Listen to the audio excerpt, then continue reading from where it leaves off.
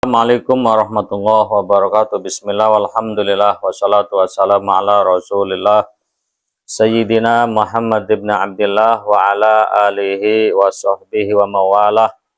La hawla wa la quwata illa billah ma ba'd. Pada saudaraku kaum muslimat pemirsa Mutakasuna rahimakumullah. Akhir-akhir ini muncul beberapa channel mengunggah satu konten ya, yang itu memframing bahwasanya Imam Haddad itu mencuri zikir dari Imam Ar-Rifai. Artinya Ratibul Haddad yang ini sekarang ini masyhur milik beliau, ternyata sebenarnya itu milik Imam Rifai. Ini bahasa mencuri ini, kalimat pencuri ini sungguh kalimat yang tidak elok dan tidak pantas ya. Kalimat yang itu tidak beretika dan beradab. Nah, pada kesempatan ini saya tidak akan menyampaikan hujah. Apakah ini zikir ini milik Imam Rifai atau milik Imam Haddad, ataupun saya menyampaikan sanad daripada rotib ini. Pada kesempatan ini saya ingin berbicara dan ingin menyampaikan ya sesuatu yang sederhana, bahasa yang sederhana untuk bisa dicerna oleh halayak umum ya, yang bisa difahami dengan mudah oleh orang-orang awam, terlebih orang ini adalah orang yang berpendidikan. Nah, di samping saya ini di hadapan pemirsa ini adalah kitab karangan Imam Haddad ya. Nah, untuk sekedar informasi ya, walaupun hanya sekelumit, perlu kita ketahui bahwa Imam Haddad ini ya, beliau mata zahirnya tertutup dari kecil, artinya beliau itu buta dari kecil ya, karena satu penyakit ya itu demam tinggi sehingga menyebabkan matanya beliau itu buta. Tetapi para pemirsa, mata batin itu sungguh bersinar terang, nur basironya sungguh Allah kasih pandangan yang tajam, sehingga beliau walaupun mata zahirnya tertutup itu bisa menghafal kitab Ihya dan akhirnya diwujudkan dalam bentuk karangan yang banyak ini ya. Nah, di antaranya ini kitab ini banyak dibaca di pondok-pondok pesantren seperti Risalatul Mu'awanah, Nasaihud Dunia ya. Nah, ini karangan yang luar biasa dikaui oleh para alim ulama ya. Bahkan saya temukan banyak kitab tasawuf itu merujuk kepada karangan Imam Haddad. Ya. Para pemirsa, para hadirin,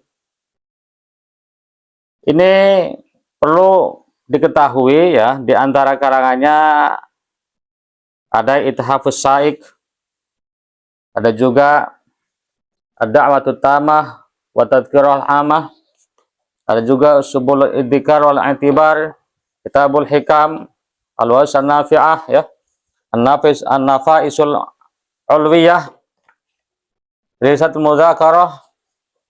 Terus apa lagi? Ini Risalatul Mu'awanah wal Mudhar wal Ma'az, ini yang banyak dibaca di pondok-pondok pesantren.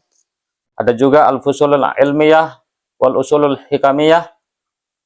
Terus ada juga An-Nasihud Diniyah, ini juga yang banyak dibaca di pondok pesantren ini. Ya, satu lagi ini apa? Risalatul Adabi Sulukil Murid. Nah, ini karangan-karangan beliau nih. Ya, yang banyak dibaca ya di pondok pesantren. Nah, ini yang satu, ini diwan, ini syair-syair yang isinya tentang tasawuf. Ya, karangan beliau ini, ribuan syair di sini tertulis. Dan sampai sekarang ini kitab ini belum ada yang mampu mensyarahi, hanya sekedar mentaklik makna kalimat-kalimat yang ada di bait-bait itu. Nah, dan ini adalah kalam-kalam beliau yang dikumpulkan oleh murid-muridnya. Ada 2 jilid ini ya, ada 2 juz. Nah, coba kita berpikir ya dengan logika awam kita gitu. Apa ya sekaliber beliau yang luar biasa ini karangannya, dan ini kan yang bisa kita dapatkan, bisa kita akses untuk kita memilikinya. Itu zikir yang itu selama ini beredar itu dianggap apa namanya, mengambil, menjiplak, atau bahasa Melayu itu mencuri. Apa mungkin sekelas beliau seperti itu ya? Yuk kita berpikir dengan cara yang sehat dan juga kita memakai logika yang waras gitu. Zikir itu kan kalimat maklumah gitu. Artinya logika kita ini sangat tidak menerima gitu. Kalau beliau itu hanya apa, jiplak atau apalagi mencuri. Dan subhanallah, ini saya bilang itu kalimat yang sangat menjijikan, itu mencuri itu. Sangat-sangat tidak beretika ya. Disematkan kepada seorang alim sekelas beliau. Seorang alim biasa pun kalau diarahkan pada itu kata-kata mencuri itu tidak elok, apalagi sekaliber Imam Habib Abdullah bin Al-Haddad. Dan itu namanya itu apa, sangat diakui, dikenal, termasuk Syekh An-Nawawi Al-Bantani ketika beliau mensarahi kitab Uqudul Lijan, ketika ada qaula sayyiduna, apa kata beliau Imam apa Syekh Nawawi, akramuna Al-Habib Al-Mahbubu As-Sayyid Abdullah Al-Haddad. Itu bahasa Syekh Nawawi. Terus juga termasuk yang punya Hasyiah I'anatut Thalibin ya. Beliau menyanjung Imam Haddad ya, dan beliau mengutip itu makalahnya di beberapa tempat, saya dapatkan 3 tempat. Apa kata beliau? Abdullah bin Al-Haddad fi nasaihi ad-diniyah wa iyyaka wal manna bi shadaqah ila akhirih. Di tempat lain juga beliau juga mengutip qala Abdullah bin Al-Haddad wa'lam as'adakallah anna yawmal jum'ah sayyidul ayyami, dan seterusnya. Di tempat lain beliau mengatakan qala qutbul irsyad sayyiduna Abdullah bin Alawi Al-Haddad fin nasaih. Ini yang kitabnya nih yang ada di hadapan pemirsa ini. Sayyid Abu Bakar Sato itu kan kitabnya dipakai di pondok-pondok pesantren, dikaji dan dirujukan. Mesti itu ustadz-ustadz pesantren sangat paham dengan kitab itu. Hasyiah Sato yang ininya, yang punyanya itu Sayyid Abu Bakar Sato, sangat memuji beliau. Itu ulama yang berkelas loh, yang ilmunya diakui. Belum juga di kitab-kitab yang lain.